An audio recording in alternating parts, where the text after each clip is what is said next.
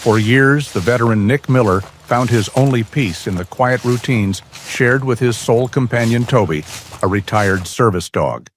But on one autumn morning, that routine was shattered.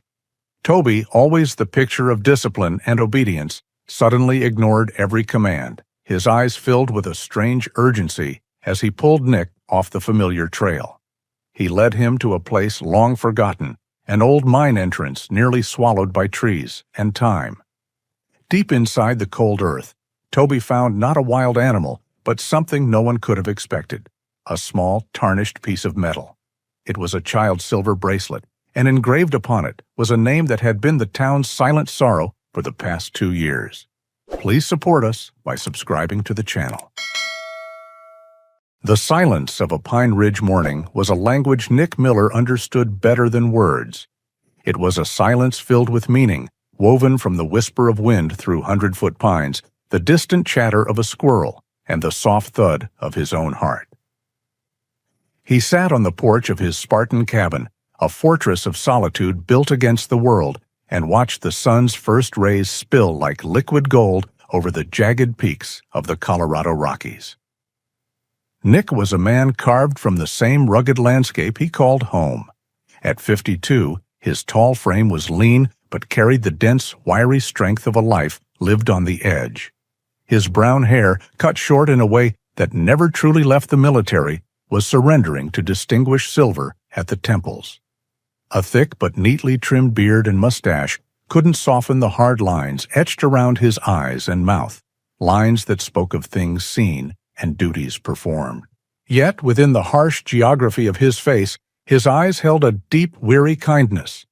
He wore his daily uniform, a worn flannel shirt of navy blue, gray, and muted beige over a plain gray t-shirt, the fabric soft from countless washes. His jeans were faded to a pale blue, and on his feet were the same sturdy work boots he trusted to carry him through any terrain. Beside him, lying with a quiet dignity, was the only other soul who shared his world.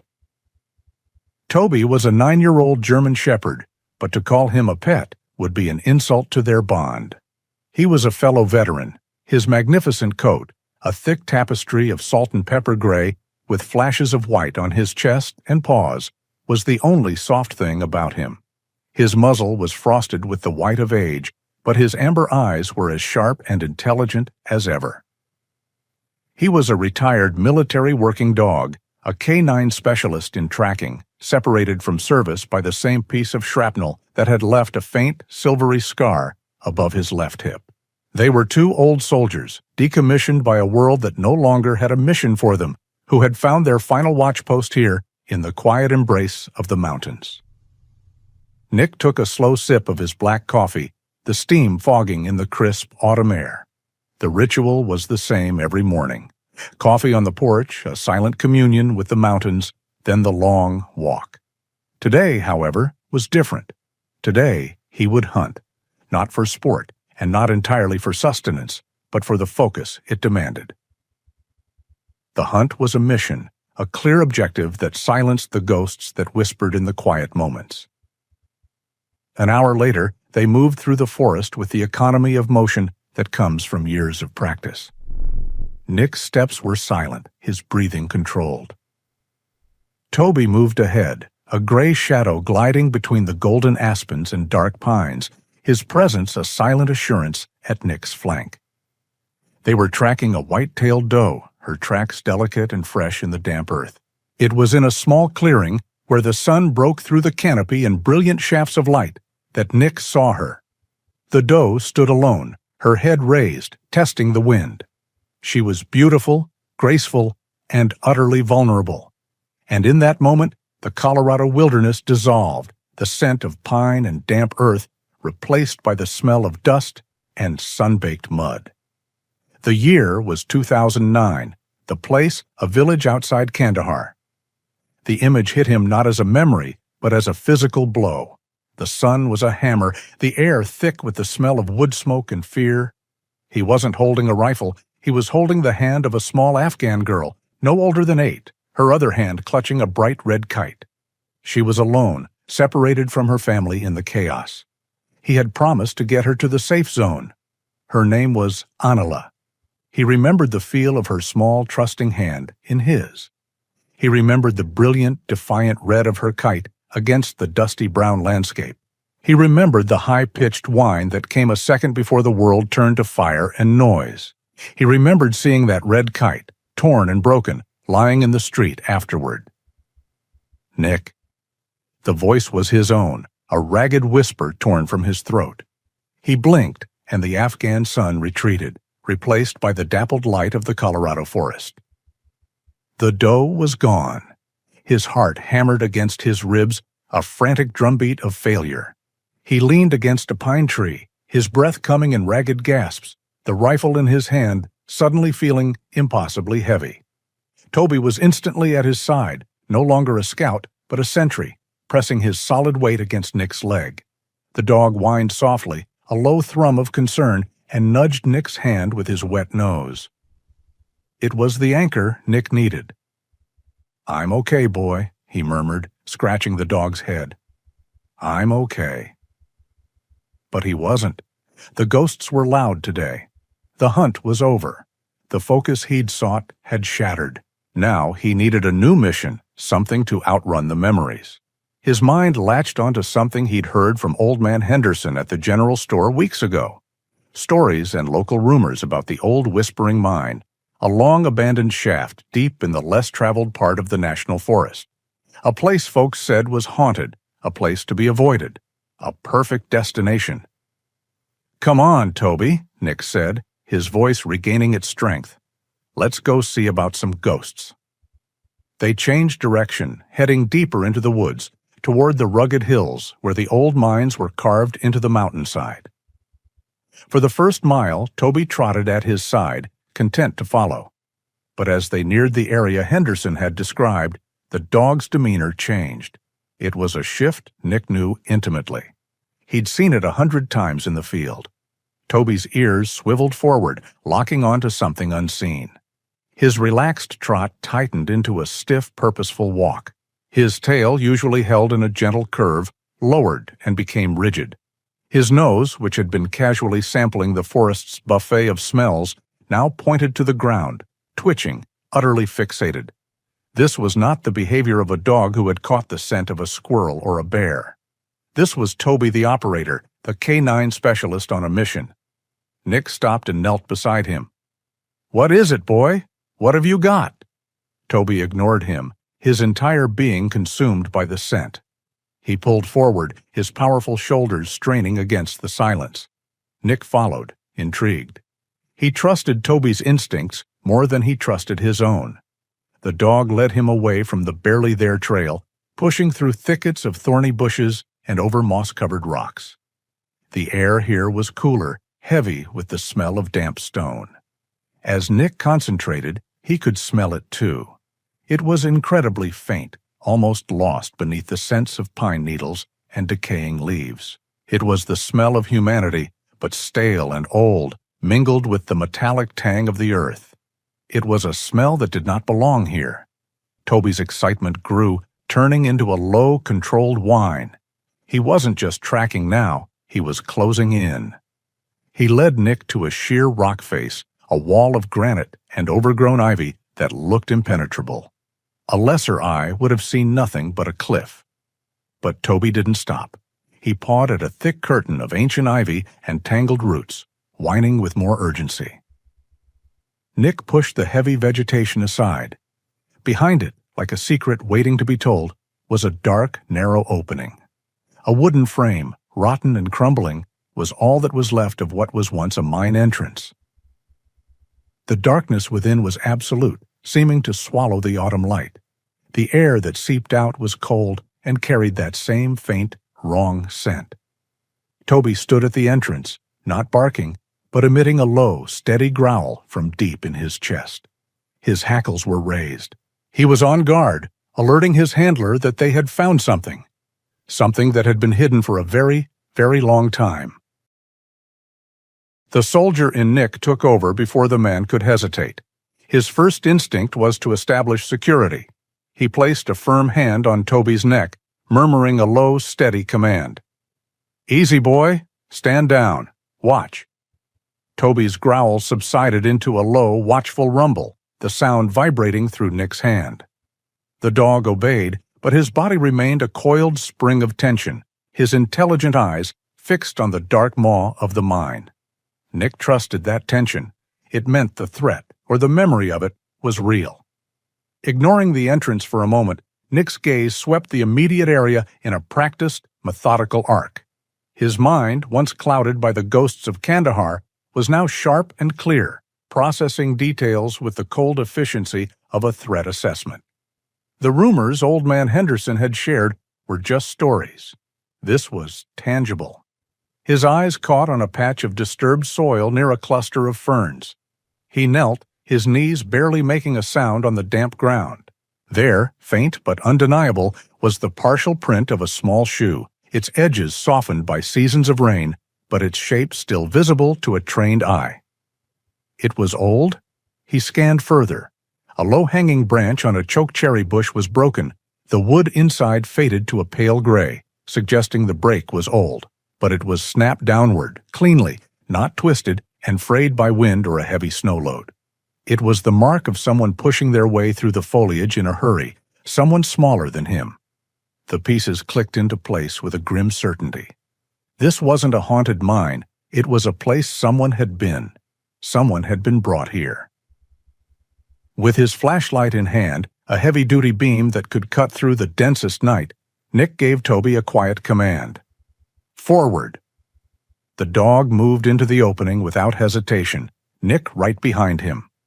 The sudden transition from the bright autumn day to the profound darkness was disorienting.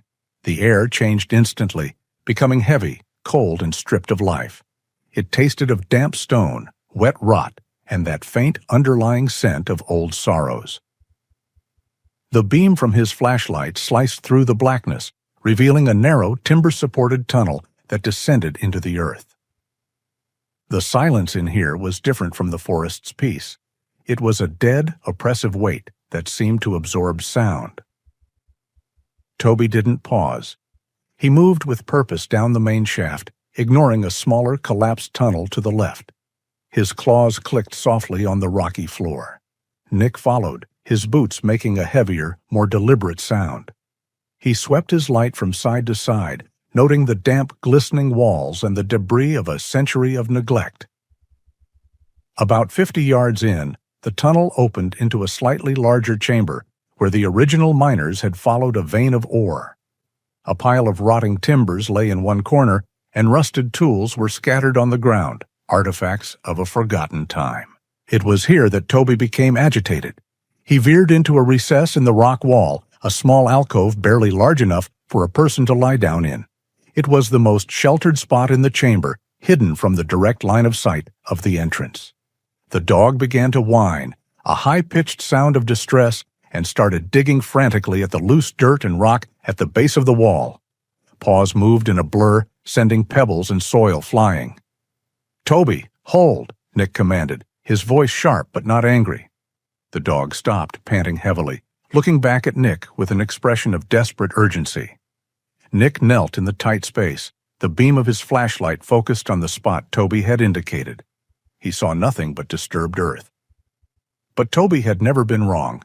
Nick holstered his flashlight, took off his gloves, and began to dig with his bare hands.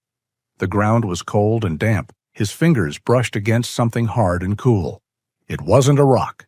Carefully, he excavated the object. It was small, metallic, and caked with dirt. He wiped it clean against the rough fabric of his jeans. It was a child's bracelet, a delicate silver chain, now tarnished with a dark patina. A small, flat plate was attached to it. He angled it into the flashlight's beam. Engraved on the silver in a simple, looped script was a single word: Robin. The name hung in the dead air of the mine, a silent scream. And as Nick stared at it, the silver seemed to grow cold in his hand, a cold that seeped into his bones and straight into his memory. The mine, the darkness, the child's token. It was all a terrible echo. The image of the red kite faded, replaced by another from that same day in Kandahar. After the dust had settled, after the screaming had stopped, he had walked through the rubble. and in the debris he had found a small, hand-carved wooden bird, its paint chipped, its wings broken. He had picked it up, knowing it must have belonged to Anila. It was so small, so innocent, a fragile piece of a life that had just been extinguished. He had held it in his palm, and its uselessness, its inability to turn back time, had crushed him. Now, holding this bracelet, he felt the exact same weight, the same cold finality. Another token of a lost child, another life he had been too late to find. His breath caught in his throat, and for a second, the darkness in the mine was nothing compared to the darkness flooding his own mind. But then something else rose through the grief. Not despair, but a cold, hard resolve. The wooden bird had been an epilogue to a tragedy. This bracelet felt different. Toby had found it. He had found it. It felt like a mission briefing, a call to action. He looked at the name again. Robin. He didn't know who she was, but he knew with every fiber of his being that her story would not end the same way as Anila's. Not if he could help it. He stood up, his movements stiff. He placed the bracelet carefully in his pocket. "Good boy, Toby," he said, his voice rough with emotion. "Good find." He backed out of the mine, his mind already working, cataloging, planning. The haunted man who had entered the woods that morning was gone. The soldier had returned, not to fight an enemy abroad, but to wage war against a ghost at home. Once outside, he walked until his phone showed a single bar of service. He scrolled through his contacts and pressed the name he knew he could trust. It rang twice before a calm, familiar voice answered. "Tom Jenkins." "Tom, it's Nick Miller." There was a slight pause, then warmth entered the sheriff's voice. "Nick, good to hear from you. Everything all right up there on your mountain?" "Not exactly," Nick said, his tone flat and professional, devoid of any small talk. "I'm in the old forest sector, north of the Black Creek tributary. I found something at the Whispering Mine." The warmth in Sheriff Jenkins' voice vanished, replaced by the crisp authority of a lawman.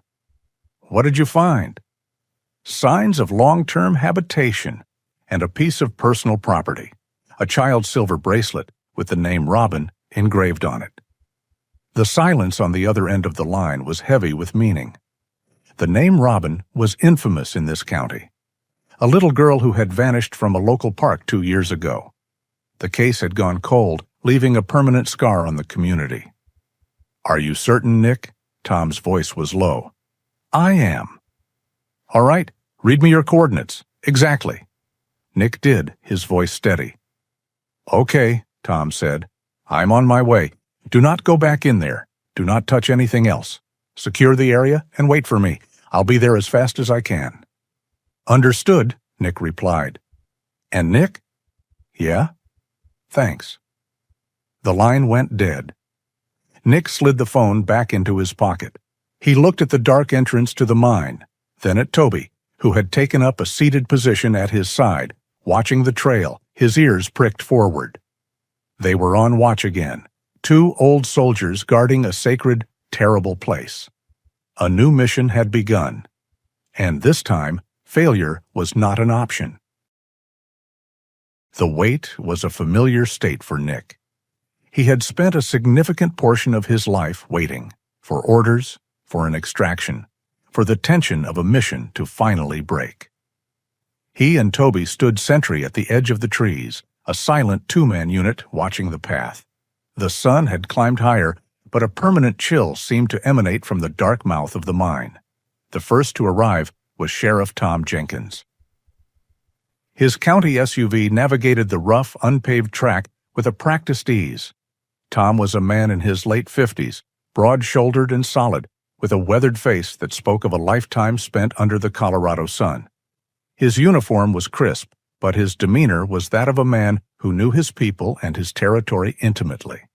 He got out of the vehicle, and his eyes immediately found Nick.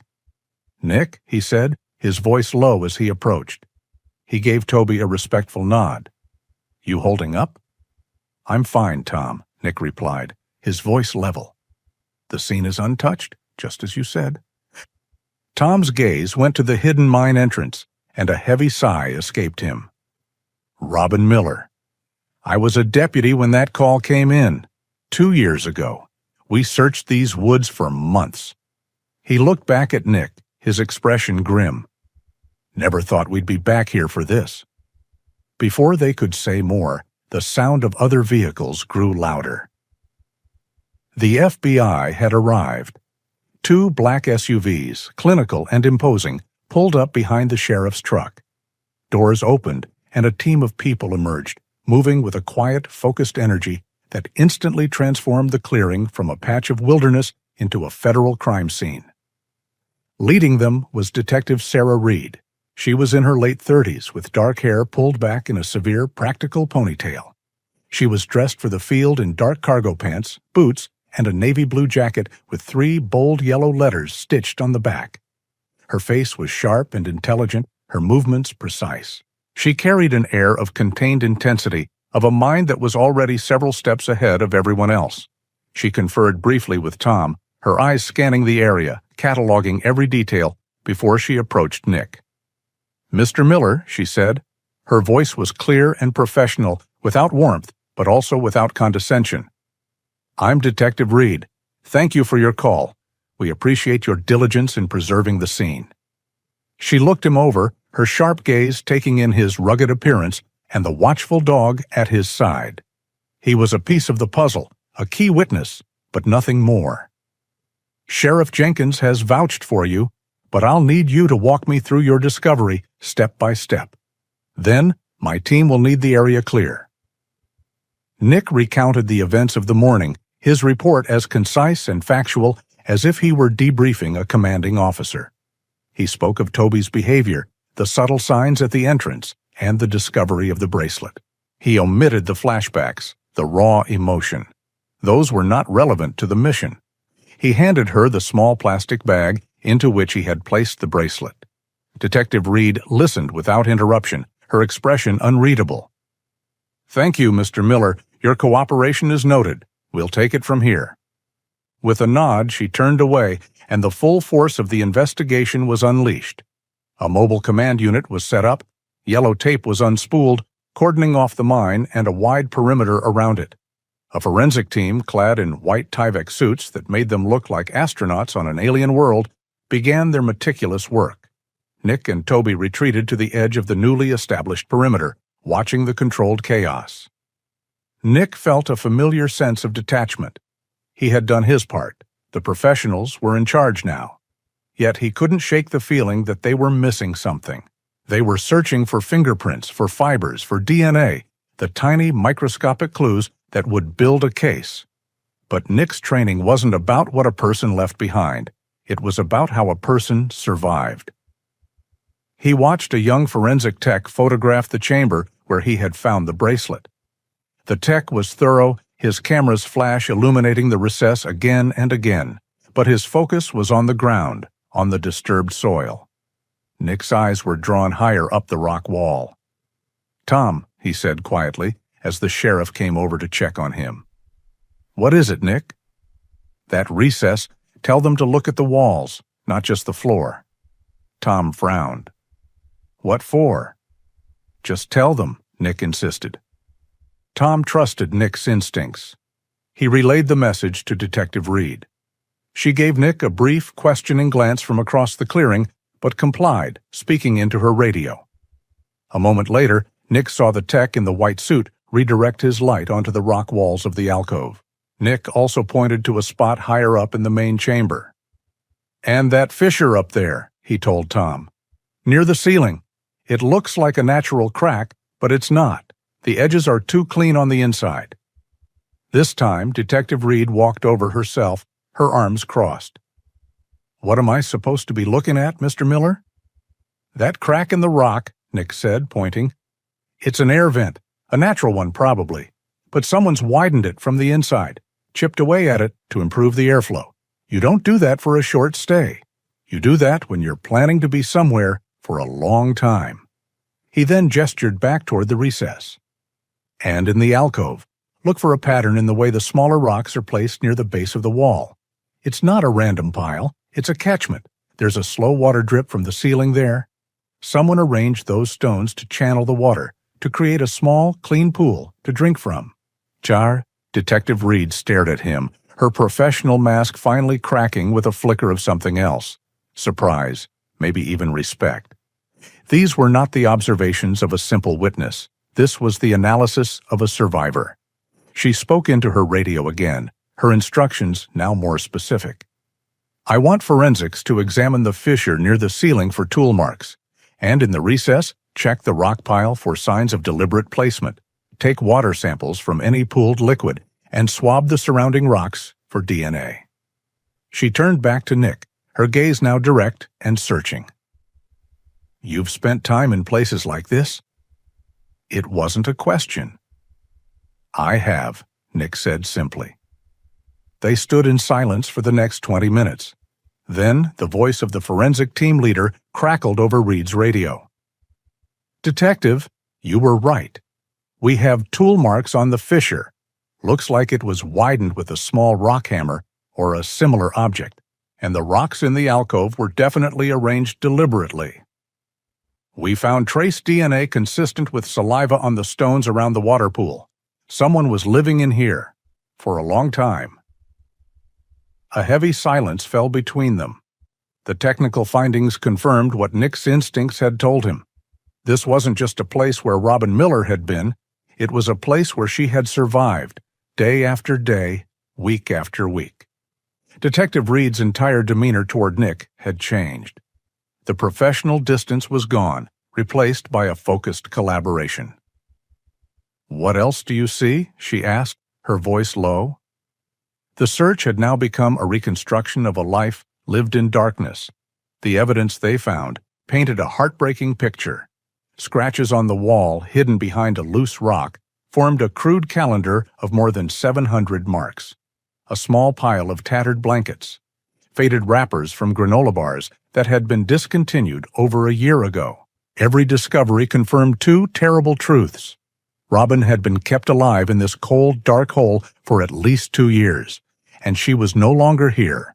The lack of any recent evidence, the age of the food wrappers, the undisturbed dust in most of the cave, it all pointed to the fact that she had been moved. As the sun began to set, casting long shadows through the trees, Detective Reed stood beside Nick, looking at the yellow tape cordoning off the mine. The initial frantic energy of the investigation had settled into a grim, methodical process. 2 years, she said, her voice barely a whisper. Her parents held a memorial service last spring. Most of the town believed she was gone. She looked at Nick. Today, you gave them the first piece of real hope they've had since she disappeared. Nick didn't feel like he had delivered hope. He felt like he had only confirmed the depth of a nightmare. He looked past the crime scene, past the flashing lights of the official vehicles, and into the vast, darkening wilderness that stretched out in every direction. The mine was just the beginning. Robin was out there, somewhere in these mountains, and the ghost of 2 years felt like it was finally beginning to stir. The hours bled into one another in the cold, sterile light of the FBI's forensic lamps. The mine had become a silent, hollow stage where a 2-year-old tragedy was being painstakingly dissected. The forensic team worked with a quiet reverence, their white suits moving like ghosts through the chamber, but the mood was turning grim. They had collected fibers, taken soil samples, and documented every inch of the space, but the trail was old. The evidence confirmed a long-term presence, but offered little about where Robin might be now. Nick stood near the entrance, just outside the yellow tape, with Toby lying patiently at his feet. He watched the meticulous process, his mind a battlefield of hope and dread.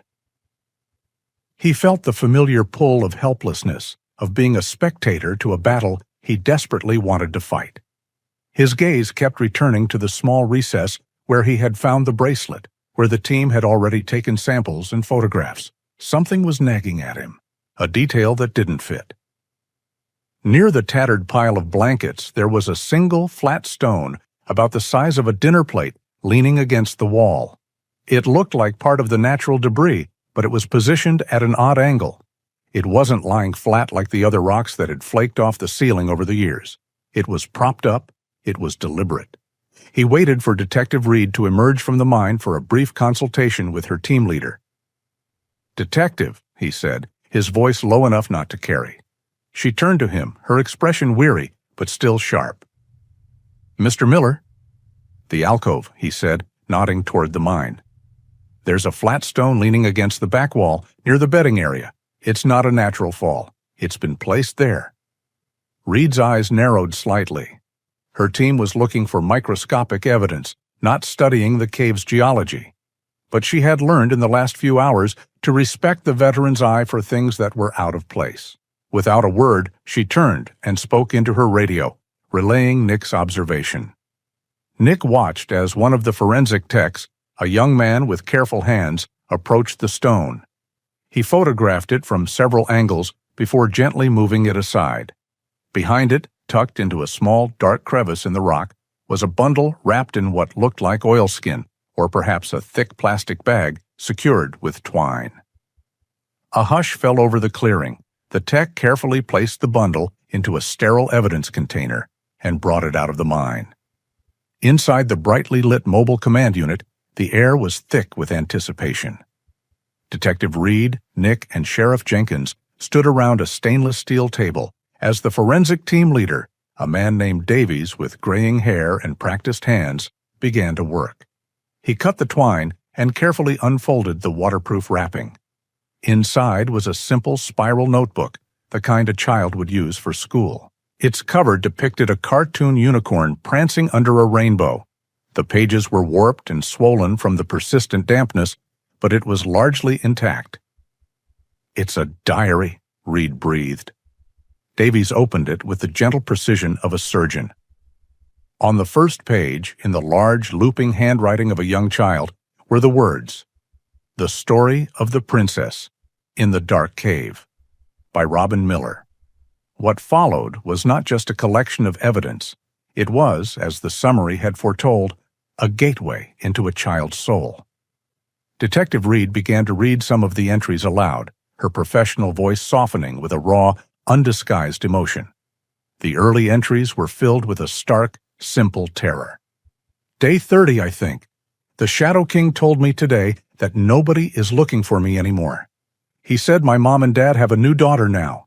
I told him he was a liar, but when he's gone, the dark whispers that maybe he's right. The dark is hungry. It eats all the happy thoughts."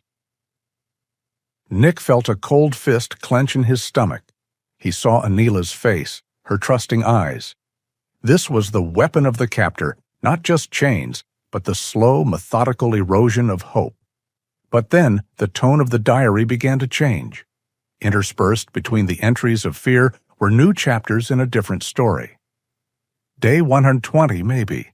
The princess in the dark cave was not afraid today. She knows a secret. She knows the Queen of Light is coming for her. The Queen is the most powerful in the land. She has hair like the sun and eyes like the sky, and she carries a sword made of moonbeams that can cut through any shadow. The Shadow King builds his walls of stone and lies, but he cannot stop the Queen of Light. She is on her way. Reed paused, looking up at Nick. "Her mother's name is Eleanor," she said softly. "She has blonde hair and blue eyes." The diary was Robin's shield, her sword. Unable to fight back physically, she had waged a war in her imagination. She had transformed her mother into a mythical hero, her captor into a fairy tale villain, and herself into a princess whose rescue was not just a hope, but a certainty. This notebook was the testament of a spirit that refused to be extinguished. Nick listened, his throat tight. He, too, had a Shadow King, a ghost of failure that lived in the dark corners of his mind. He had fought it with isolation, with routine, with the disciplined silence of the mountains. This child had fought it with a story, with the pure, unwavering power of a daughter's love for her mother. Her resilience was both a revelation and a reprimand. Davies carefully turned another fragile page. The fantasy continued, growing more detailed, more vibrant, a world of light built in defiance of the all-consuming dark. Day 400, I guess. Today the Shadow King was angry. His voice was like rocks grinding together. But I didn't cry. I closed my eyes and I saw the Queen of Light riding on her great white horse, Silverwind. They were crossing the Sea of Sorrows to get to me. The Queen told me to be brave. She said that even in the darkest cave, a single candle can light the way home. I am her candle. Finally, they reached the last entry. The handwriting was different. It was rushed, shaky, the pencil pressing hard into the page. The date at the top simply said, "The day the mountain cried." The thunder is a monster, and it's trying to break the mountain. The walls are crying. The Shadow King is scared. I can hear it in his voice. He keeps looking at the water coming in. It's a little river now, on the floor. He said we have to go. He said the mountain is angry, and we have to leave the gray castle forever. He is packing things in a hurry. He is yelling, "I am scared, but I am also not." Maybe this is it. Maybe the Queen of Light sent the storm to break down the walls. That was the end. The next page was blank. The flash floods, Sheriff Jenkins said, his voice heavy with realization. There was a brutal storm system that stalled over this range late that spring, about 3 months ago, caused mudslides all over the county. It would have flooded this mine in a matter of hours. The final piece fell into place. The storm had been their salvation and their curse. It had forced the kidnapper to move Robin, but in his haste, he had not known, or not cared, about the diary Robin had so carefully hidden. It was the one mistake he had made. Detective Reed closed her eyes for a moment, absorbing it all. When she opened them, her professional focus was back, but it was now fueled by a fierce, personal fire. She looked at Nick, no longer seeing just a witness, but a kindred spirit in this new mission. "He was forced out," she said. "He had to move her in a panic. That means he may have gotten careless." She looked at the diary, now carefully sealed in an evidence bag. "This child fought for her own sanity for 2 years in the dark. She left us a map of her soul." Nick nodded, his gaze distant. He wasn't just looking for a missing girl named Robin anymore. He was looking for the princess in the dark cave. He was joining the Queen of Light. He was going to help her find her candle and bring her home.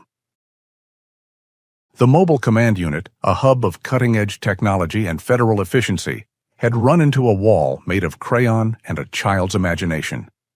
On a large digital display, a high-resolution scan of the last page of Robin's diary was projected. It was a drawing, a map born from the mind of a princess trapped in a dark tower. A crude, lopsided castle with a frowning face in the window was labeled Castle of the Gray-Bearded Giant. From it, a winding, jagged path filled with scary-looking squiggles was named The Trail of Fear. For 3 hours, Detective Reed and her team of analysts had tried to force logic upon it. They had overlaid it on topographical surveys, run software to identify geological formations that might resemble a castle, and cross-reference the drawing with every known structure in a 50-mile radius. The result was always the same: nothing. "It's a fantasy," one of the analysts, a young man named Carter, said, rubbing his tired eyes. "The geographic markers are inconsistent. The scale is impossible. It's a drawing of how she felt, not what she saw." Detective Reed stared at the screen, her arms crossed, her jaw tight with frustration. He was right. Her entire career was built on evidence, on data, on the cold, hard lines of fact. This map had none. It was a dead end, a final heartbreaking cry from a little girl that they were powerless to interpret. Nick had been sitting quietly in a corner of the unit, Toby's head resting on his boot. He had listened to the technical jargon, the failed attempts to impose order on a child's narrative of survival. He understood their frustration, but he knew they were asking the wrong questions. They were trying to read a map of the world. He knew this was a map of a soul. "Detective," he said, his voice calm in the tense room. "Can I see it again? The original?" Reed looked at him, a flicker of desperation in her eyes. She nodded to Davies, the forensic lead, who carefully brought the notebook, now encased in a protective sleeve, over to a smaller table. Nick stood over the drawing, his large, calloused finger tracing the lines without touching the page. He wasn't looking at it like an analyst. He was looking at it with the empathy of a fellow prisoner, someone who also knew what it was like to be trapped in a world of fear, battling giants of the mind. He closed his eyes for a moment, trying to see the mountains not as a veteran or a hunter, but as an 8-year-old girl, the castle of the gray-bearded giant. The team had looked for structures. Nick looked for people. Who in these mountains was a giant? Not in size, but in presence. Someone reclusive, intimidating, a figure of local legend who lived apart from the world. A man a child would see as an ogre in a fairy tale. His eyes opened. Hemlock, he said, the name a quiet revelation. Reed turned to him. What? There's a man. We call him Old Man Hemlock. His real name is Jedediah Stone, Nick explained, his mind working quickly. He's a recluse, a survivalist, lives in a remote cabin he built himself decades ago, has a long, wild gray beard. He almost never comes to town. The local kids tell stories about him. They say he's a giant who lives in the woods. Sheriff Jenkins, who had been listening intently, nodded in confirmation. Jedediah Stone. He's a strange one, but he's kept to himself. No record to speak of, besides telling a few hikers to get off his land. But his cabin? It's one of the most isolated in the county. Reed's focus sharpened. This was the first tangible lead they'd had. And the trail? She asked, pointing to the drawing. The trail of fear? If you want to get to Hemlock's cabin, there are 2 ways, Nick continued, his confidence growing. The long way, which is a 10-mile hike on a marked path, or the shortcut. He pointed to a section on the large topographical map on the wall. Right here, you follow the Black Creek tributary. It's not a trail. The creek bed is shallow, full of slick, moss-covered boulders and sudden drops. It's treacherous. Locals know to avoid it. For a child forced to walk it, especially in the dark, it would be a trail of fear. The room was silent. Nick's logic was not based on data, but on a profound intuitive understanding of the story Robin was trying to tell. He had translated her fear into geography. It's a theory, Mr. Miller, Reed said, her voice cautious. A compelling one, but it's based on a child's drawing and a local nickname. She's not giving you coordinates, Detective, Nick said, his gaze unwavering. She's telling you a story. You have to listen to the story. Reed held his gaze for a long moment. Everything in her training told her this was a long shot. But everything in her gut and the quiet certainty in the veteran's eyes told her it was the only shot they had. All right, she said, making a decision. Let's listen to the story. Gear up. We're going to pay a visit to the giant's castle. The journey to the cabin was tense. They couldn't risk a full tactical approach that might be seen or heard from miles away. Reed opted for a small, quiet team, herself, Nick, Tom, and 2 of her most experienced agents. Toby, of course, came with them. As they left the vehicles and began to navigate the treacherous creek bed, every slippery stone and steep, difficult climb served as a confirmation of Nick's theory. This was, without a doubt, a trail of fear.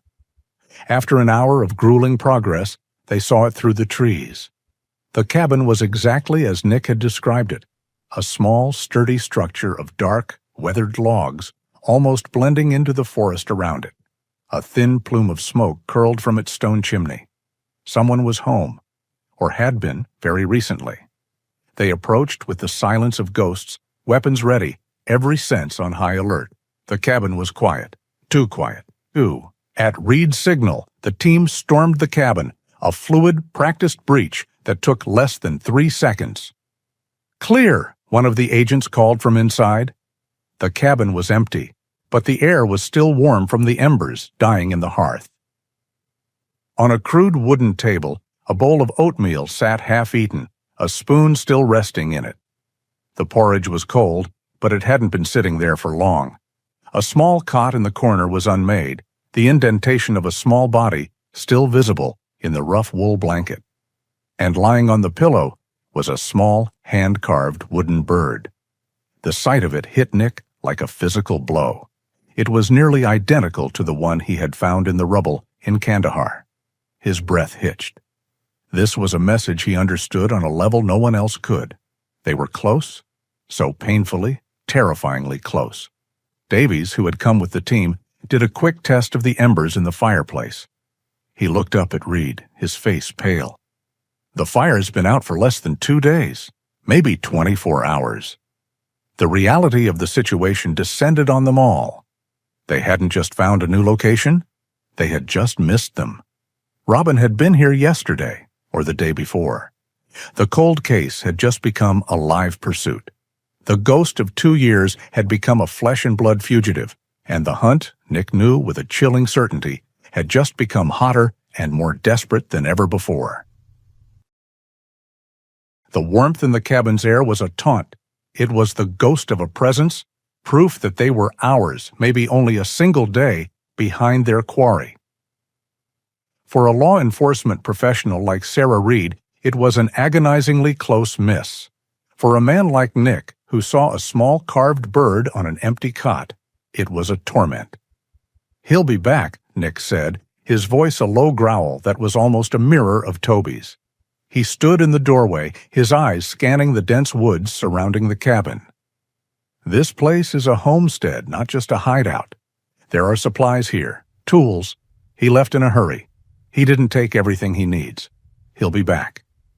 Detective Reed came to the same conclusion. "No one leaves," she commanded, speaking into her radio. "Establish a perimeter, concealed observation posts, radio silence. We're not searching anymore. We're hunting." The next hours were a masterclass in patience and tension. Nick, Toby, and 2 FBI agents took up a position on a small rise overlooking the cabin, melting into the undergrowth with a practiced stillness. For Nick, the experience was deeply familiar. The waiting, the watching, the absolute focus on a single sector. It was the core of his old life. But now, the objective wasn't a hostile combatant. It was a little girl's monster. As dusk began to settle, painting the sky in shades of bruised purple and orange, a figure emerged from the tree line. It was him, Robin's gray-bearded giant. Jedediah Stone was a man who seemed to have been grown from the mountain itself. He was tall and broad, with a powerful frame that filled out his rough canvas coat.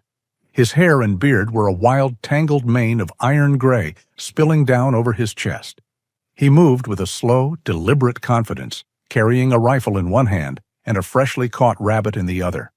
But it was his eyes that held Nick's attention. They were pale, almost colorless, and burned with the cold, unwavering fire of the zealot. He was not a man hiding from the world. He was a man who had rejected it. Toby, lying flat beside Nick, didn't bark. A low, barely audible growl rumbled in his chest, a signal only Nick could feel through the ground. The team was alerted. They waited, letting him get closer, letting him believe his sanctuary was still secure. He was 20 yards from the cabin door when Reed's voice cut through the twilight stillness. "FBI, drop the weapon, Jedediah. Hands where I can see them." The man froze. For a single, tense second, his eyes darted to the woods, calculating his chances. Then, as agents materialized from the shadows, their weapons trained on him, he seemed to make a decision. With a look not of fear, but of profound disappointment, he slowly placed the rifle on the ground and raised his empty hands. The takedown was swift and silent. Within moments, Jedediah Stone was in handcuffs, his face a mask of serene composure. He did not struggle. He did not shout. He simply watched them, a king observing the foolish games of lesser beings. They sat him on a stump in the clearing as the team conducted a search of his person. Reed stood before him, her expression a cold mask of professional fury. "Where is she, Jedediah?" she asked, her voice cutting through the air. "Where is Robin Miller?" A slow, pitying smile spread across Jedediah's face, cracking the weathered landscape of his features. He looked past Reed, at the agents, at the encroaching darkness. "You speak a name from the broken world," he said, his voice a low, gravelly rumble. "That name has no meaning here. We are not her captors. We are her saviors." "Save the sermon," Reed snapped. "You have kidnapped a child. You've held her for 2 years. Tell me where she is now, and it will go better for you."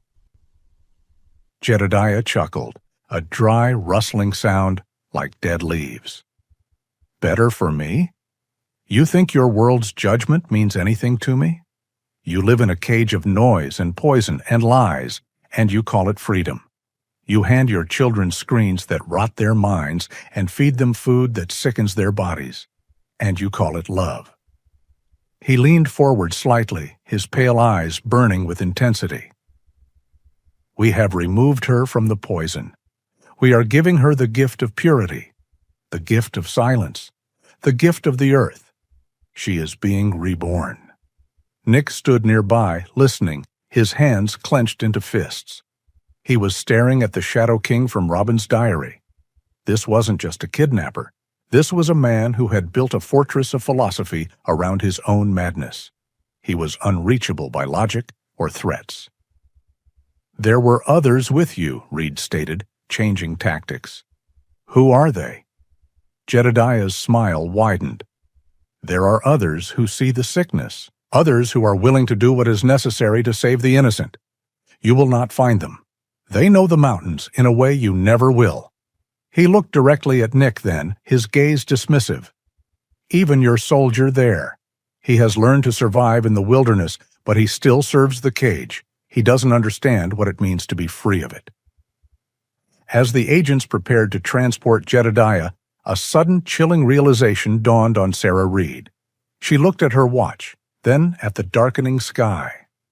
Jedediah had come back to the cabin for a reason. He was expected somewhere else, with someone else. "He was on a supply run," she said, her voice barely audible, speaking more to herself than to anyone else. Her head snapped up, her eyes wide with a new and terrible urgency. She turned to Nick and the rest of the team. "He was supposed to return," she said, the pieces falling into place with sickening speed. "He had a schedule, a rendezvous. When he doesn't show up, they'll know. They'll know he's been caught. They'll know we're here." A wave of cold dread washed over Nick. Jedediah's capture wasn't the end of a chapter. It was the starting pistol for the real race. His accomplices were out there, with Robin, and their alarm bell had just been rung. Sarah Reed's voice became sharp, ringing with command, cutting through the night. "This is no longer a methodical search of a cold case," she announced to her team, her voice crackling over the radio. "This is a live pursuit. Our clock started the moment we put handcuffs on him. They will run, and they will take her with them. Our new mission is to find her before she disappears forever." The hunt had become a race against time. The ticking of the clock was now as loud and insistent as the frantic beating of Nick's own heart.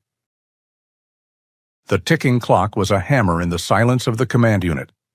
Every minute that passed felt like a victory for the fugitives and another step toward failure for the search team. Jedediah Stone's capture had given them a prisoner, but had also lit a fire under his accomplices, sending them scattering into the vast, unforgiving wilderness with Robin. Their first and only lead had come from a frantic search of Jedediah's cabin. Tucked inside an old book about herbal remedies, they had found a hand-drawn map. It was more literal than Robin's, marking a trail to a spot by a river bend, labeled simply Camp. Hope, sharp and desperate, had surged through the team. "It could be a trap," Reed had warned, though her voice was tight with urgency. "But it's all we have. We move." The journey to the campsite was a frantic, punishing trek. They moved with speed and purpose, the hope of finding Robin just around the next bend, driving them forward. They found the site exactly where the map indicated, and their hope died there. The place was a ruin. A tattered piece of canvas was rotted to the ground, the remnants of a lean-to. The fire pit was filled with old, rain-soaked ash, and the ground was littered with rusted cans and debris. A quick assessment by the forensic team confirmed their fears.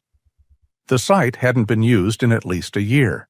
It was a decoy, a ghost camp. Jedediah, or his accomplice, had left the map deliberately, a final act of mockery designed to send them on a fool's errand. The hike back was silent and heavy. The weight of the wasted hours pressed down on them. They had lost precious time, perhaps the only window of opportunity they had. Back in the mobile command unit, a profound sense of despair had taken root. Agents who had been buzzing with energy now sat slumped in chairs, staring blankly at screens. Sheriff Jenkins was on the phone, coordinating a wider, less hopeful grid search with local authorities. Detective Reed stood before the large topographical map, her posture rigid, her gaze sweeping over the endless green and brown contours of the mountains, as if trying to force a location to reveal itself through sheer willpower. They were out of leads. The trail had gone cold again, and this time it felt final. The ticking clock had become a slow, mocking dirge. Nick could feel the encroaching darkness of failure as keenly as anyone. It was a familiar feeling, a cold companion from his past. He couldn't stand the sterile, hopeless atmosphere of the command unit. He needed to touch the problem, to see it with his own eyes, not through a computer screen. "I need to see the evidence photos again," he said to Reed, his voice quiet but firm. "Everything from the cabin." Reed nodded, gesturing to a tablet on the table. Nick picked it up and retreated to a corner, sinking onto a small stool.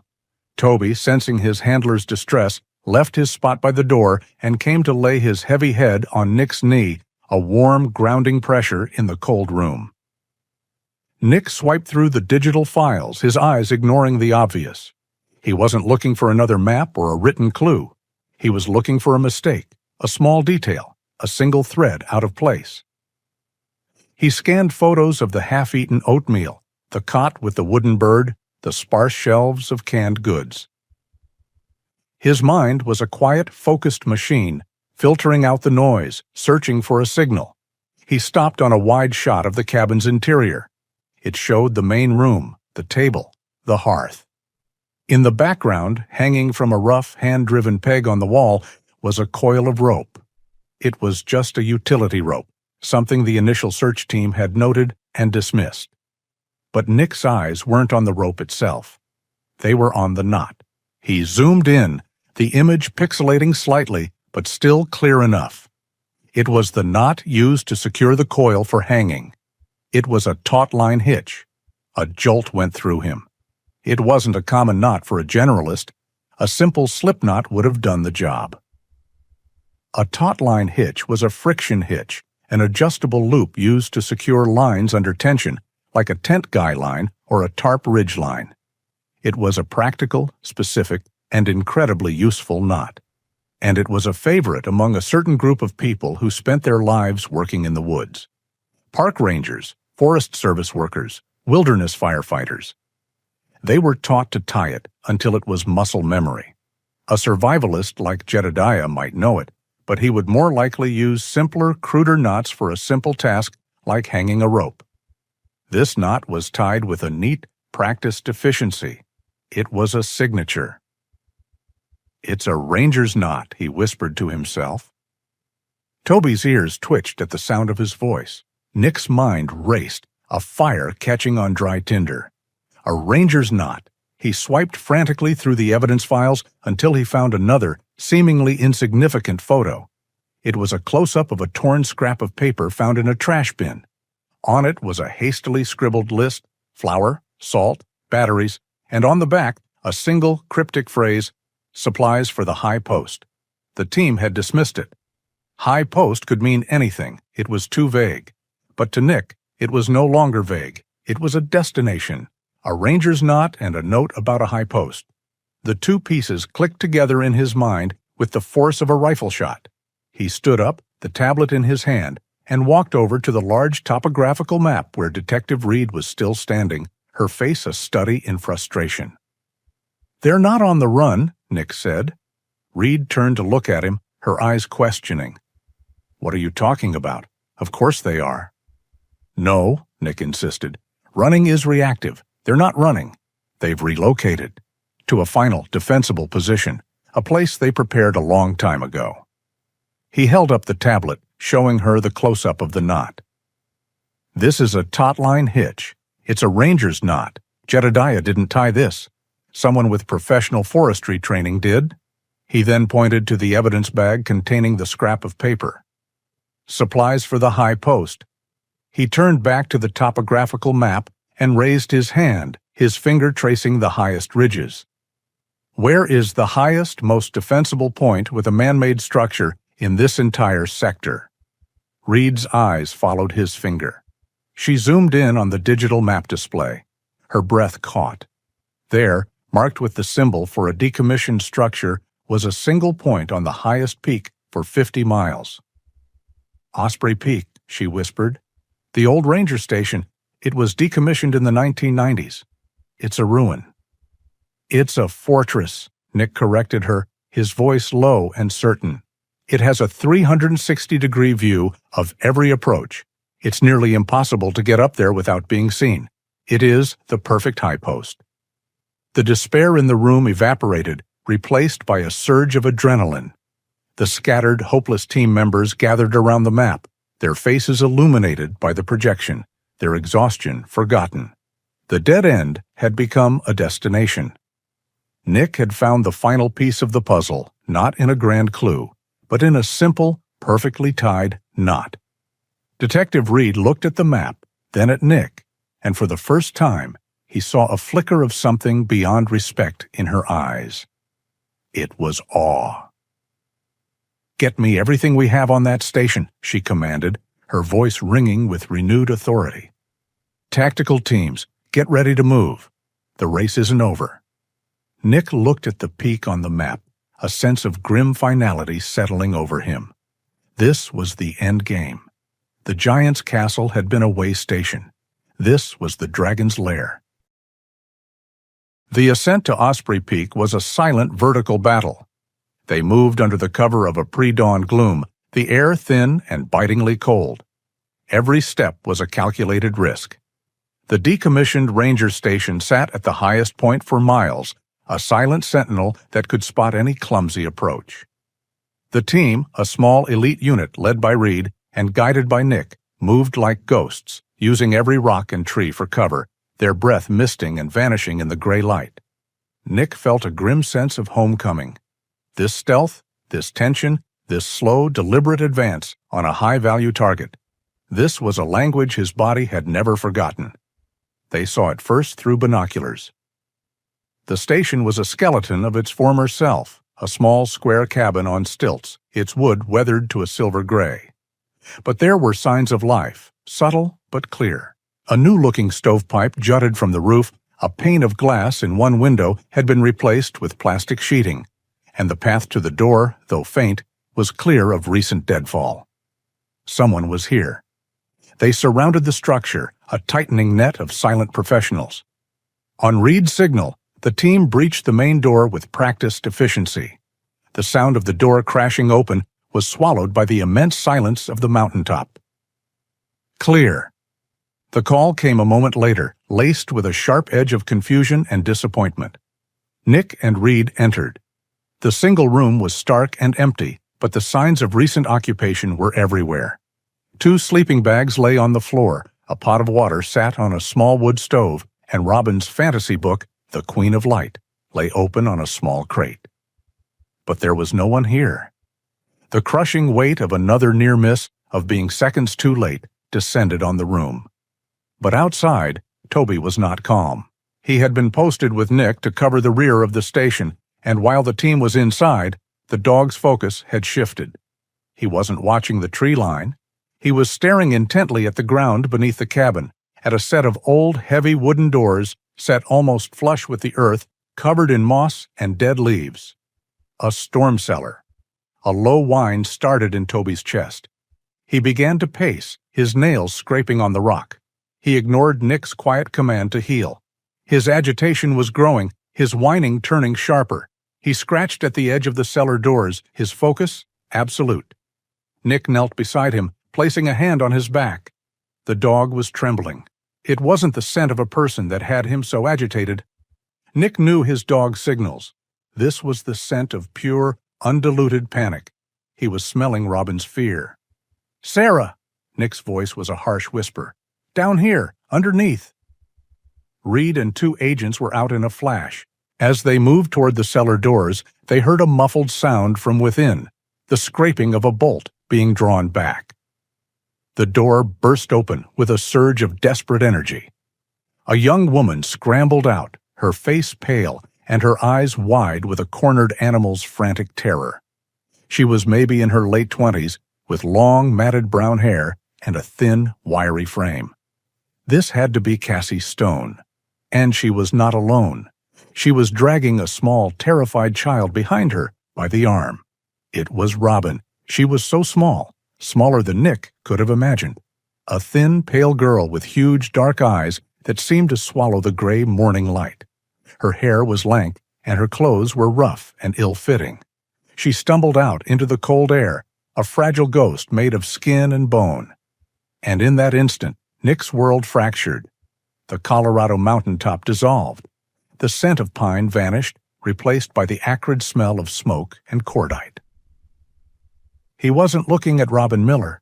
He was looking at Anila, her face smudged with dust, her eyes wide with confusion in the chaotic moments before the blast. The two images, separated by more than a decade and half a world, merged into one unbearable, clarifying vision. Robin's terrified face was Anila's. Her small, frail body was Anila's. The hand gripping her arm was the chaos that was about to swallow her whole. And the voice that screamed inside Nick's head was primal. Not again. The past and present collided, not as a debilitating flashback, but as a surge of pure, cold purpose. All the grief, all the guilt, all the years of running from the ghost of Kandahar were channeled into this single, perfect moment of action. He moved. He didn't think. He simply reacted, his body remembering its old lethal grace. He was not an attacker, he was a shield. In 2 long strides, he crossed the space between them, placing his own body directly between Cassie and Robin. He didn't touch Cassie. He didn't even look at her. His entire focus was on the child. He created a living wall, a barrier of absolute resolve. The move was so swift, so unexpected, that it broke Cassie's momentum. In that split second of hesitation, the other agents were on her, subduing her with a swift, efficient takedown. She struggled for a moment, then went limp, her fight extinguished. Nick slowly knelt, making himself smaller, less threatening. He was still between Robin and the commotion, shielding her from the sight of Cassie being handcuffed. He didn't speak. He didn't reach for her. He just stayed there, a quiet, solid presence. Robin was frozen, her breathing coming in tiny, shallow gasps. Her eyes were locked on him, filled with a terror that had known no end for 2 years. Toby, released from his duty, approached slowly. He whined softly, a sound of profound sympathy, and lay down a few feet away, making no move to get closer, simply offering his calm presence. Nick finally found his voice. It was rough, thick with an emotion he hadn't allowed himself to feel in years. "Robin," he said, the name a prayer. "It's over. You're safe now." For a long moment, she just stared. Then her face, a mask of terror for so long, began to crumble. Her lower lip trembled. A single tear traced a path through the grime on her cheek. Then another. The small, frail body was racked with a silent sob, the first release of a grief held captive for 1,000 days. An agent came forward and gently wrapped a thick, warm tactical blanket around her shoulders. She flinched at the touch, but didn't pull away. The distant, rhythmic chop of a helicopter's rotors began to echo through the mountains, growing steadily louder. The medevac was coming. Help was coming. The Queen of Light, in the form of a haunted soldier, a faithful dog, and a team of determined agents, had finally broken through the walls of the Shadow King's castle. Nick remained kneeling, watching over her, a silent guardian. The war that had raged inside him for so long had finally, mercifully, gone quiet. The mission was complete. The world Robin returned to was a universe away from the one she had left. It was a world of soft beds, bright lights, and the strange, muted quiet of a hospital. But for a child whose senses had been recalibrated by 2 years of darkness and fear, the quiet hum of the hospital machinery was a roar, and the gentle touch of a nurse was a terrifying intrusion. She was housed in the pediatric wing of St. Mary's Hospital in Grand Junction, a silent, watchful little ghost in a room filled with colorful balloons and stuffed animals that seemed to mock the stark terror in her eyes. Her parents, Mark and Helen Miller, never left her side. They were specters themselves, their faces a roadmap of sleepless nights, unending grief, and now a disbelieving, fragile joy. Mark, a sturdy man who had looked 10 years older than his age since 2023, simply held his daughter's hand, his thumb stroking her knuckles as if to reassure himself she was real. Helen, the woman Robin had imagined as the Queen of Light, read to her in a soft, steady voice from the same books of fairy tales, trying to bridge the chasm of 2 lost years with the familiar magic of old stories. Robin did not speak, not to the kind-faced doctors, not to the child psychologist, and not to the law enforcement officers who needed her statement. She communicated only through the desperate grip she kept on her mother's arm, a silent, terrified plea not to be left alone. Nick and Tom Jenkins stood in the hallway, watching the heartbreaking tableau through a small window in the door. The hospital had forbidden any visitors except immediate family, a decision Nick understood completely. He had no place in that room.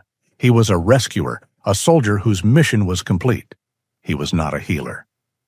Seeing Robin flinch away when a nurse entered the room was a sharp, painful reminder that taking a prisoner from the enemy was only the first, simplest part of the battle. The real war, the one fought inside the mind, was just beginning for her. Detective Reed joined them, her face etched with exhaustion but her eyes sharp. "Anything?" she asked, nodding toward the room. "She's not talking," Tom said heavily. "The docs say it could be weeks or months. We have to give her time." "Time is something we may not have," Reed countered, her voice low. "Jedediah Stone is lawyered up and silent. We need to know who his accomplice was, the one who tied that knot." She looked at Nick. "The one with the training." As if on cue, her phone buzzed. She listened for a moment, her expression hardening. "I'll be right there," she said, then looked at Nick and Tom. "That was the DA's office. Cassie Stone just asked to make a full statement." The interrogation room was a cold, gray box. Cassie Stone sat at the table, a shrunken, broken figure in an oversized orange jumpsuit. The frantic, cornered defiance she'd shown at the ranger station was gone, replaced by a hollow, shuddering guilt. Her confession tumbled out in a torrent of sobs and fragmented sentences, a story of manipulation, misplaced loyalty, and terrible, cascading mistakes. She told them about her uncle Jedediah, how his grief over losing his own son to a drug overdose years ago had curdled into a fanatical hatred of the modern world. She was all the family he had left, and his powerful, persuasive philosophy had become the center of her world. "But it wasn't his idea," Cassie choked out, wiping her eyes with the back of her hand. "Not really. He had the anger, the why, but he didn't have the how. She gave him that." "She?" Reed prompted gently. "Who is she, Cassie?" "Sarah," Cassie whispered. "Sarah Evans." The name hung in the air. A quick search on a laptop brought up a file. Sarah Evans, 39, a brilliant botanist with a master's degree from Colorado State. She had worked for the U.S. Forest Service as a conservation officer for 7 years, based right here in Pine Ridge. She had resigned 5 years ago. "Why, Cassie?" Reed asked. "Why would a respected scientist get involved in this?" Cassie's story then turned to the heart of the tragedy. Sarah, she explained, had been a passionate, dedicated officer who loved the mountains more than anything. She had a husband and a 6-year-old daughter. They were her whole world. 6 years ago, they were driving back from a camping trip when their car was hit head-on by a drunk driver who had 17 prior offenses. Her husband and daughter were killed instantly. "She broke," Cassie said, her voice a ghost of a whisper. "The man who did it got out of jail in 3 years. Sarah saw it as a symptom of the whole world's disease. Jedediah found her in that grief. He didn't offer her comfort. He offered her a reason. He told her it wasn't just a drunk driver who killed her family. It was the whole sick, broken world that let him keep driving. And he offered her a way to fight back." The final terrible piece of the puzzle clicked into place. Sarah Evans, with her intimate professional knowledge of the backcountry, had become the architect of their plan. She was the one who knew about the decommissioned mine. She was the one who had helped Jedediah fortify the old hunting cabin. She was the one who knew the abandoned ranger station on Osprey Peak was the perfect, untouchable fortress. She was the brains, the strategist, the one who tied the ranger's knot. Jedediah was the voice, but Sarah was the hands.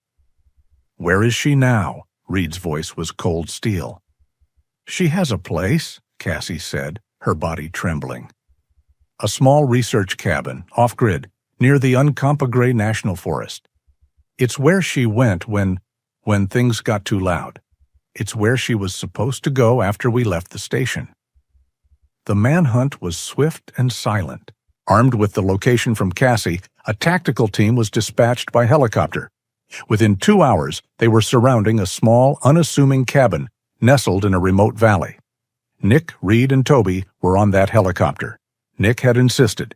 He needed to see the end of it, to look the final architect of Robin's prison in the eye. There was no siege, no confrontation. The team breached the door to find Sarah Evans sitting at a simple wooden table, a cup of cold tea in front of her. A detailed topographical map of the region was spread out before her. She wasn't looking at it. She was just staring at the wall. She was an ordinary-looking woman, with short, practical brown hair and intelligent, observant eyes. But those eyes were utterly hollow, burned out by a grief so profound it had become a fire that consumed everything else. She looked at the armed agents who filled her cabin with a kind of weary resignation. The game was over. She didn't resist as they put her in handcuffs. Her face was a blank mask. As she was led out of the cabin, her gaze fell on Nick. For a moment, their eyes met. He saw no remorse in them, no flicker of guilt. He saw only the vast, empty wilderness of a soul that had lost its way, a grief that had metastasized into a terrible, cold fury. Watching her being led to the helicopter, Nick understood. Jedediah was the ideologue, Cassie was the coerced muscle, but Sarah was the true tragedy. She was the brilliant mind, shattered by loss, and remade into an instrument of the very cruelty she believed she was fighting. The 3 points of the dark triangle were now in custody. The network, built on madness, manipulation, and grief, had finally collapsed. 6 months had passed. 6 months for the seasons to turn, for the snows to fall upon the high peaks, and then retreat, feeding the creeks that Robin once called trails of fear.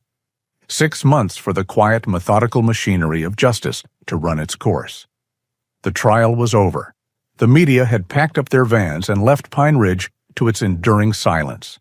Jedediah Stone and Sarah Evans, unrepentant to the last, were sentenced to spend the remainder of their lives in prison, their twisted philosophies finally confined to concrete walls. Cassie Stone, whose tearful testimony had been crucial, received a lesser sentence, the court acknowledging the deep manipulation she had endured. The legal chapter was closed, but for the people whose lives had been irrevocably altered, the story was far from over. Life had returned to a semblance of normal, but it was a new normal, forever changed by the events that had unfolded. The town of Pine Ridge breathed a little easier, but the mountains were now viewed with a different kind of respect, a deeper awareness of the secrets they could hold. And in his cabin, Nick Miller was no longer a ghost. The Spartan solitude of his home had been softened by small, almost imperceptible changes. A vibrant, crayon-drawn picture of a gray dog and a bearded man was held to his refrigerator by a magnet. A high-quality bag of dog treats, a gift from Robin's parents, sat on the counter. His quiet routine, once a defensive wall against the world, now included regular visits from the Miller family. The silence in his cabin was no longer the silence of isolation, but the silence of peace. The healing had been a slow, delicate process. After Robin had come home from the hospital, Nick had kept his distance, understanding that his presence might be a reminder of the rescue, of the trauma. He sent messages through Tom, checking in, asking for updates. Then one day, Mark Miller had shown up at his door, his face etched with gratitude. "She asked about you," Mark had said, his voice thick. "She asked about the man with the gray dog. She's still not talking much, but she asked." And so the visits began. They were quiet at first. Nick would come over and sit on the Miller's porch while Robin played in the yard, with Toby lying calmly on the grass, a reassuring, watchful presence. He never pushed her to speak. He simply existed in her space, a safe, steady figure. The day she had walked over and silently offered Toby her favorite toy was a victory greater than any medal Nick had ever earned. 3 months ago, on a cool summer evening, Mark and Helen had asked him to be Robin's godfather. Nick, a man who had cut himself off from all meaningful human connection, was stunned into silence. I'm not that kind of man," he had stammered. Helen, her eyes shining with tears, had put her hand on his arm. "Nick," she'd said, "you are exactly that kind of man." Today they were on the trail together. Not a treacherous creek bed or a steep, dangerous ascent, but a wide, sun-dappled path that followed the gentle curve of a laughing stream.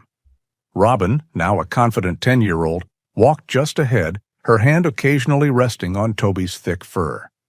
The terror that had haunted her eyes had receded, replaced by a quiet curiosity. She was still a reserved child, and the scars of her ordeal ran deep, but the light was returning. Nick had made a promise to himself. He would not teach her about survival, about snares and shelters, and the harsh realities of the wild. The mountains had been her prison. He would not let them become a place of fear and pragmatism. He would teach her their magic instead. "Stop for a minute, Robin," he said softly. "Close your eyes." She trusted him enough to obey. She stood in the middle of the path, her small face tilted up toward the sun. "Just listen," he said. "Don't think. Just listen. Tell me what you hear." Toby sat at her feet, his tail giving a slow, gentle thump against the dirt. Robin was silent for a long moment. "The water," she whispered, her eyes still closed. "It sounds like it's talking." "It is," Nick affirmed. "What else?" "A bird, the one that pecks the trees." "A woodpecker," he supplied. "He's looking for his lunch." "What else?" "The wind," she said, a small smile touching her lips. "It sounds different in the pine trees than it does in the aspen trees. It's a lower sound in the pines." "A whisper?" Nick smiled too. "That's right. You're listening. You're hearing the mountain's real voice." He was teaching her to reclaim the wilderness, not by conquering it, but by becoming a part of its peace. He was helping her replace the memories of a cold, dark cave with the warmth of the sun on her face, the sound of a roaring fire with the gentle music of a stream. Each walk, each lesson in listening, was another layer of good memory placed over the bad. They reached a small clearing that overlooked the valley, a panorama of green and gold stretching out below them. Robin sat on a large, sun-warmed boulder, and Toby immediately rested his head on her lap. She stroked his ears, her movements gentle and sure. Nick stood behind them, looking out at the vast landscape. He thought of Kandahar. He thought of Anila. The memory no longer came with the sharp, stabbing pain of guilt. It was a gentle ache now, a profound and lasting sorrow, but it no longer had the power to break him.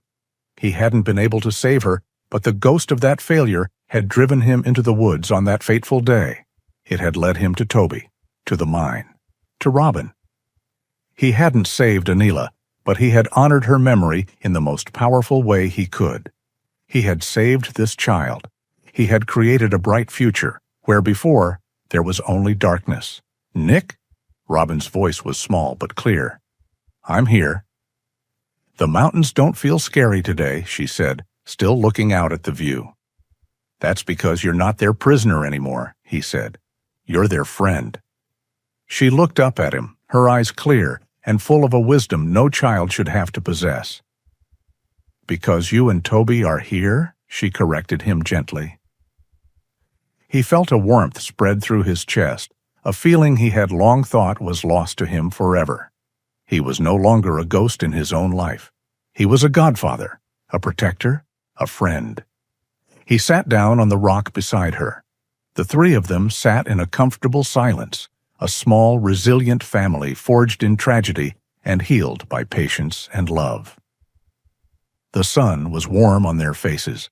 The wind whispered through the pines. Below them, Pine Ridge was bathed in the golden light of a perfect autumn afternoon. After a while, they stood up and began the walk back down the trail, with Toby trotting happily between them. Nick watched Robin skip ahead to chase a butterfly, her laughter echoing through the trees. He and Toby, two old soldiers, had long ago finished their war. But they had finally found their peace, not in solitude, but on this quiet patch of earth they had chosen to protect. The bond between a veteran and their dog is a silent promise, a quiet vow to help heal the wounds that no one else can see. Nick and Toby's journey is a powerful reminder that sometimes in the mission to save another soul, we end up rescuing ourselves. If their story of loyalty and redemption touched your heart, we would be honored to hear your thoughts in the comments below. Liking and sharing this video helps their tale find others who may need it, and subscribing ensures you will always be a part of our storytelling community. A new journey is already waiting for you. Just click on the video that has now appeared on your screen.